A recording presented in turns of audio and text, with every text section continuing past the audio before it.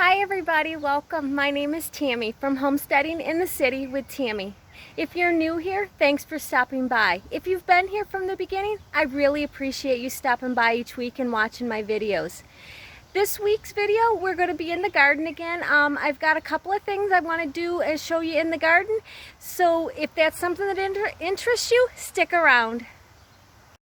Okay, I wanted to show you guys what I do with how I dry my herbs. This is my oregano, which I had showed you before, which is quite large, quite tall. So I am actually going to give it a haircut, cut it down. I'll show you how I cut it down, and then I will actually show you how I go about drying it.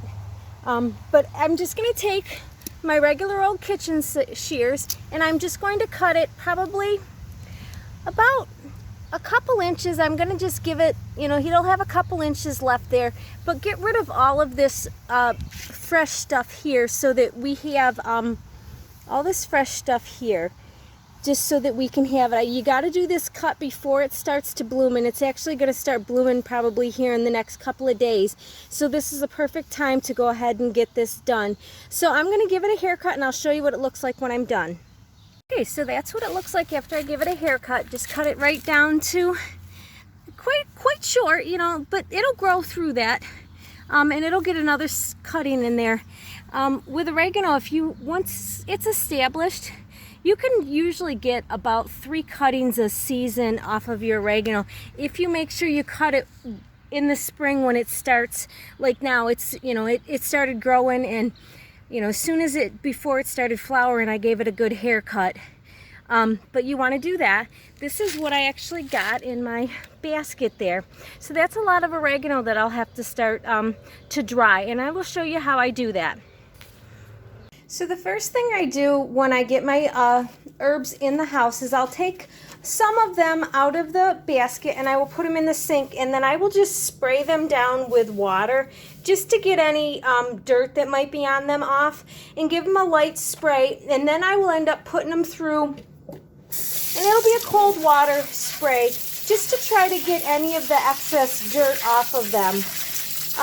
It's okay that they're quite wet, because we are going to dry them, and we're going to put them through the salad spinner also.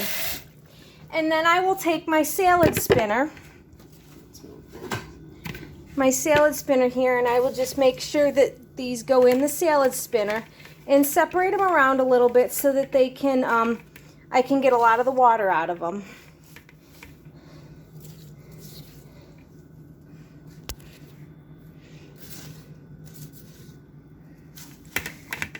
Okay. And then I will just spin them in the salad spinner to get them to dry up. And however many times it takes for them to start drying, you're going to run them through your salad spinner. It might take a couple of times. They might be pretty good. If they're not really dirty, you won't have to wash them too much. And there's times when I haven't washed them because when I cut them, they weren't dirty. We had rain not too long ago, so there was splash up, and I could see that there was actually mud on the leaves when I did my cutting. So I knew I was going to have to do something to get them clean. Okay, and then just dump your water, and then do it a second time. Once you get some of the water out of there, you can rearrange them a little bit and move them around so that they can rotate around in there and get a good spin on them. And then do it again so that you can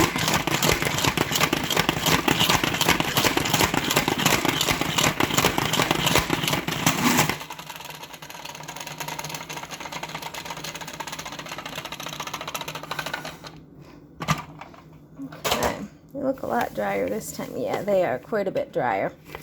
Okay, so then once that's done, I'm going to take them over to my cookie sheets.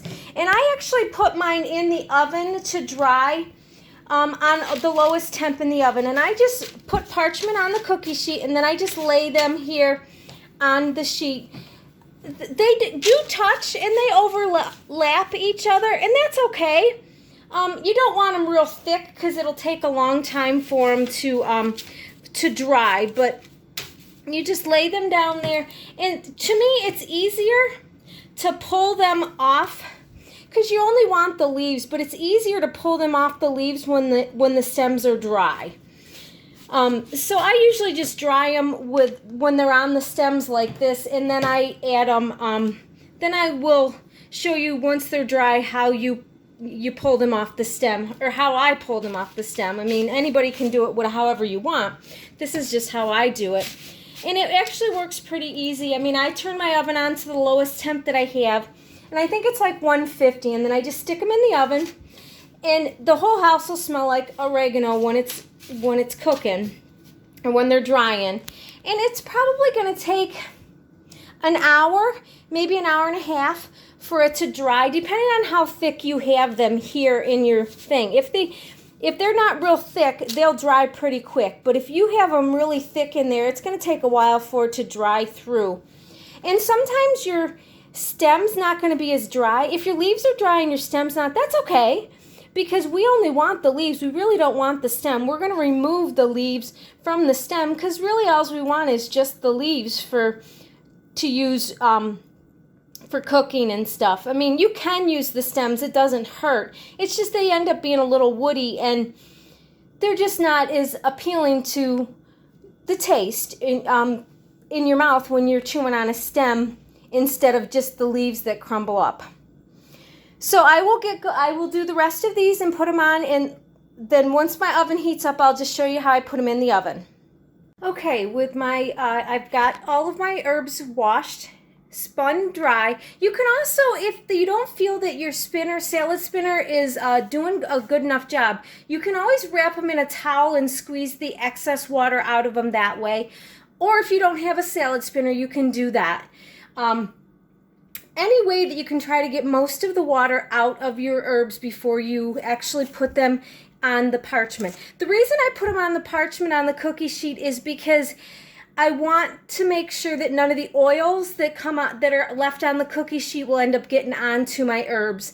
So that's the only reason I use the parchments. But I ended up getting 3 cookie sheets full of herbs. Okay, so my oven is heated up. I'm just going to stick them in my oven. They get laid in there sideways on top of one another because I just don't have room for all of them in there. And then this one will go all the way down on the bottom. But they'll just stay in the oven like that for, I'll check on them periodically when I start smelling them, and just to make sure. But it's usually around an hour, hour and a half that they end up baking in the oven. And it's on my oven, the lowest it goes is 170. So you can do it like 150, 170. That's what a dehydrator would do if you were going to put them in a dehydrator. I just use the oven because I can get more in the oven than I can in my dehydrator. So that's all I do. I'll bring you back and show you what I do once they're completely dry. So this is what it looks like about halfway in. They're starting to wilt down. They get darker, but they're getting there. They're real soft right now, but they're getting drier as they go. But that's just the next stage of what they look like. Okay, so this is what it looks like when it is done, and all I end up doing is taking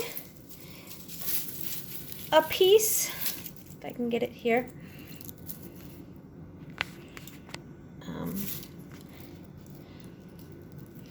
and just running my fingers, there we go, running my fingers across the bottom of it and pulling out all of the pieces. It works easier when it's 2 hands, but that's all I end up doing is, once I get it in there, it's so dry that I can just go down the limb and all of the little leaves will fall right off. And then I have all my sticks that I have. So that's all I do, and then I just, once it's completely cooled, I'll do that while it's still warm. And then once it's completely cooled, I will just stick it in a mason jar and put a lid on it so that it's sealed. And that's how I do my herbs. They're really easy. It only takes a few minutes to go through and get the leaves off of all of the stems that I have. So I'll do that and I'll show you what I have when I'm done. Okay, so that's how much dried oregano that I got when I took it all off of the stems. And then I'm just going to use my funnel there and put it into that jar and then just put the seal on it. And that is all I do when I dry my herbs. They're completely dry by the time I got them all off the stems. So that's what I have. It's actually quite a bit of dried herb right there. Oregano. Well, everybody, that's it for this week's video. I hope you enjoyed the video on the way I dry my herbs, and I hope it was beneficial for you and you learned something. If you have not subscribed, please consider doing so. And hit the thumbs up and the like button. And as always, I will catch you on the next one. Bye.